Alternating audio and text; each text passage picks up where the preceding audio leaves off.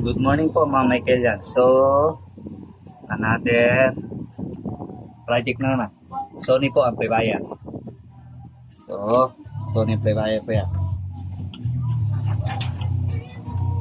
110 lang po to, 110. Dito 220. 110. Japan original. So, maglalagay po tayo ng auxiliary fan.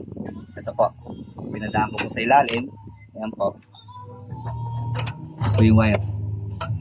So ngayon, lumabas dito. Dito po lumabas yung wire yan. So ngayon, sasaksak ko to 12 volts adapter. So sasaksak ko po. So dudugtong natin. Dudugtong natin dito sa red to red. Tapos dito sa red. Asap lang. So ayan, ganda po. Yan. Hindi ko po pinipix to. So pag tinanggal ko itong isang wire, yan patay.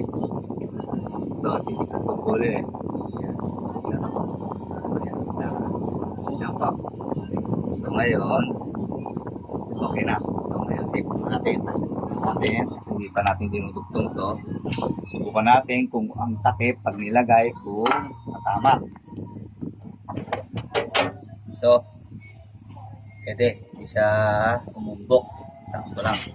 So, ngayon, i-fix na lang natin to. Para kasi ngayon sa init ng panahon, ang palalamigin niya is itong transformer at itong heatsink. So, para ngayon, di mag-init itong amplifier sa sobrang init ng panahon ngayon. Kaya, iwas sunugin po at para makapangalaga natin ang init natin. So, yun lang po. Maraming salamat po. May God bless us all.